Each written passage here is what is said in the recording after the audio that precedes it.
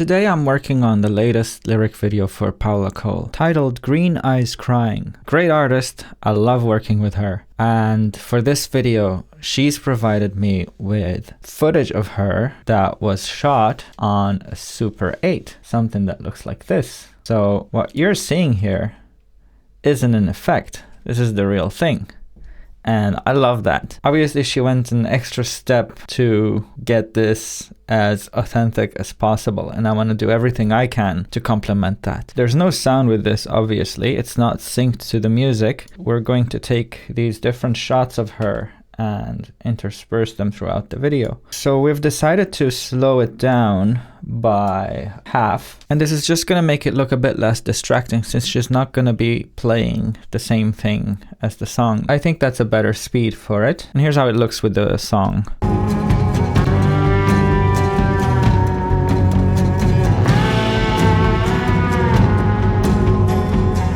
Man, I love how this looks. So I'm going to talk about frame rates, but I promise I'll make it quick, and there is a very good reason why I'm going to do that. I want to build everything I'm doing in this video around this. What I mean by that is, since we slow down this video, which was originally 24 frames per second, if I leave this at the usual 30 frames per second, which is the standard for modern animated videos, you'll see that every 2 or 3 frames in the composition, her background video is going to change frame. So here we go, 1, 2, change, 1, 2, no change, 3, change. First of all, that means that each frame lives on your screen for a different duration, and that feels unequal and unpleasant. But also, when I throw in the lyrics, it might show up on a frame in between 2 frames of the video. And I want to try to avoid that. Why? Because I want the lyrics to feel like they're in there. So I want the lyrics to ideally appear on this frame. One way to do that is to meticulously move everything onto exactly where it should be. But since I'm going to build this entire video around this Super 8 concept, I'm just going to lower the frame rate of the video, because later on I'm also going to import other material into this composition, and I want everything to be tight. So her original footage was shot in 24 frames per second.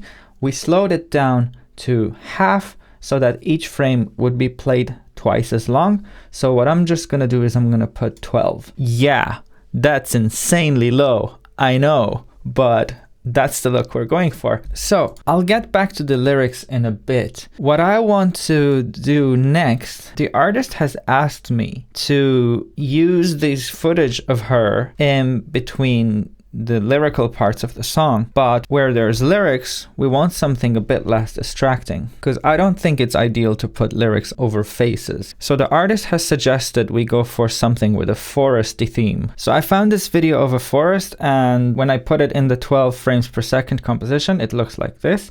I think it's moving too fast. So the first thing I want to do is I'm just going to slow it down. There's some math that goes behind this, but basically I've come to the conclusion that when I slow it down 10 times, then each original frame is going to be played 4 times. And I find that a lot less distracting than what we started with. It's as choppy as it should be to match her original footage, and it's not moving so fast so that you kind of lose track of where the lyrics are.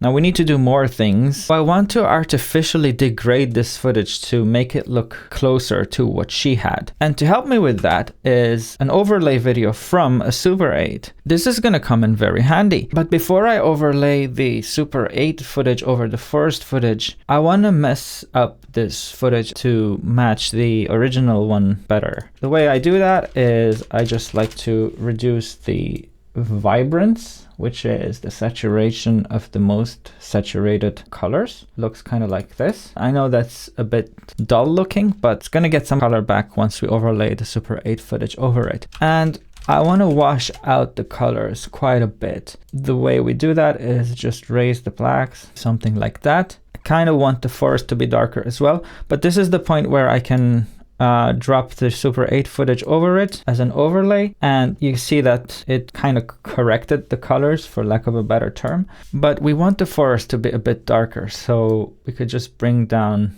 the whites to something like that. I think that looks good. What we need to do is slow it down, but I have a little issue here because the forest footage was shot in 30 frames per second. The overlay one was shot in 25 frames per second. And if I just slow them down arbitrarily, they're going to be updating at different intervals so that the noise layer will update between the frames of the forest updating. And I know it's something that's barely noticeable, but the artist went out of her way to get authentic Super 8 footage, and I want to try to make it as tight as possible for her. So there's some math involved, and after crunching the numbers, every 5 frames, both the noise and the forest are updating. The next thing I noticed when I'm comparing it to her video is that her video has a different aspect ratio. Her video does not extend the entire wide frame of the modern standard. Kind of goes to this line. I want to try to replicate that. I could just add a mask to my forest, but you see the problem. Her footage is not smooth. It's just these rough. Our footage is all smooth and clean, and that looks very digital. Luckily, there is an effect called roughen edges that does exactly that. We just have to mess with the parameters a little bit. Something like that. I think that's good. Oh yeah, I like that. It's subtle, but I think it makes all the difference. So now when we go from her footage to my artificial footage, there's a lot less of a jump between the two. Now that I'm happy with the transition from her footage to my artificial one, I can talk a bit about the lyrics and what I want to do with it here. The first thing I want to talk about is why I chose this font. I was just thinking about how to make lyrics fit in this old looking footage. A lot of times I like going for these simpler sans fonts, but something about this feels so cinematic to me. I kept thinking of these film rolls. I wanted it to feel like the lyrics were kind of just scribbled on there with a marker. That's the only way I could see lyrics being embedded into this video. So I tried a few marker type fonts and landed on this one. The song starts with this big hit, so I timed it that the footage would also just have this kind of explosion of light into the footage of her. So it looks something like this. I like that. And then I want the lyrics to appear just when we go into it. So together it looks something like this.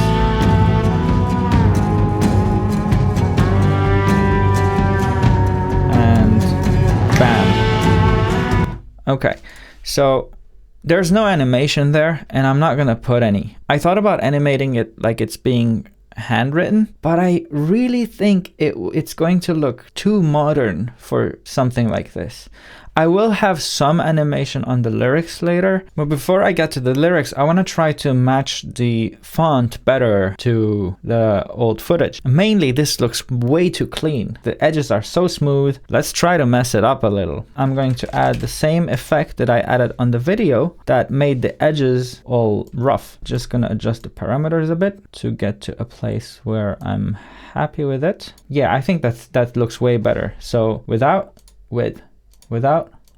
This effect has another benefit that I will come back to in a second. But before I do that, I want to add something else that's going to make the lyrics wiggle a little. You can see how everything in the background is like constantly moving a bit, but the lyrics are just a bit too static. To fix that, I'll add this effect that warps the lyrics layer. So here's how it looks without and with. Without and with. You might be saying, what difference does that make? The difference that makes is that we can animate this to randomize the distortion map a certain number of times per second. Just gotta make sure that the number of times it's wiggling per second is divisible by the frame rate of the video. So since we set the frame rate for the video to 12, I want this wiggle thing to happen 6 times per second. So every 2 times the background updates, we get 1 wiggle. So when I play it, it looks like this.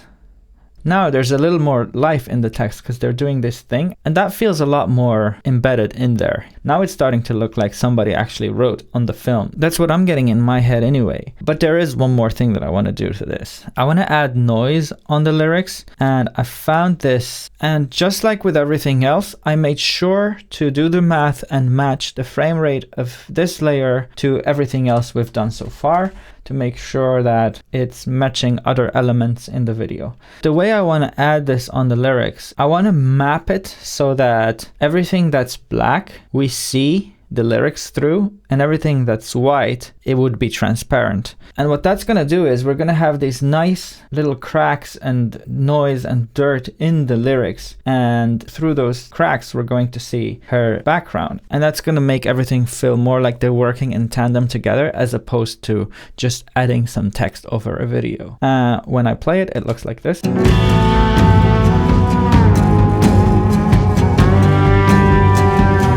Nice. I think we can even reduce the opacity of the text a little bit so that it's not just pure white, but we get a tinge of the color in the background video. I think that looks a lot nicer. Finally, I want to talk about the animation of the lyrics. And after listening to the song and everything we've done to the footage so far, I'm running away from all the noise. I want to say a quick word about the positioning of the lyrics before I jump into their animation. Normally, I like to have the lyrics to be centered and in your face. In this case, since we're going for this homemade, roughly stitched together feeling, I don't want anything in this video to feel symmetrical. I want to throw them around a little, like spread them out. And I'm gonna have that spreading around different for each line, obviously. The only thing to keep in mind here is the viewer's eyes are going to be following the lyrics. I don't like to have any big jumps in there, just because of where the eyes are focused. So for instance, right now, I'm reading the word I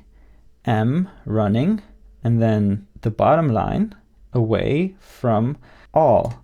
So the jump from the top to the bottom line was not a big jump. But when I go the other direction, I have to be a little cautious, because if we do that again, I am running away, that's way too big of a jump, because you don't want that split second where the viewers are going to be confused as to where the next word is. You want them to be more intuitive, more legible. I'm not saying that you can't do this. I will do this because I like how it looks sometimes. Just got to keep in mind, you can't push it as far as you can with the other direction. I might end up with something like that. Just closing in the gap a little bit makes it a lot easier to follow, at least for languages where you read from left to right. If you read from right to left, it's the same concept, but the other way around. Now with that said, let's look at the animation. Again, I thought about doing this handwritten thing, but I think that's going to look way too modern compared to what we're going for here. So the way I'm thinking about this, it's not like somebody is writing on the film strip, but it is already written, but don't want it to just appear like her name all big, since she sings it kind of softer.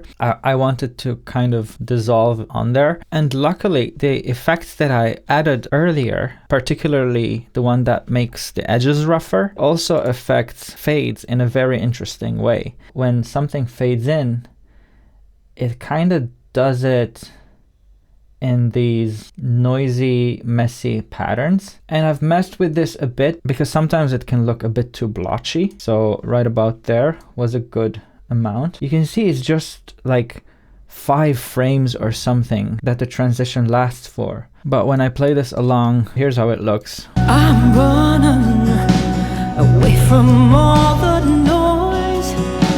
So I'm at a point in the song where she sings Green Eyes Crying, which is the title of the song, and then she repeats it, she sings it again. Sounds like this. Green eyes crying,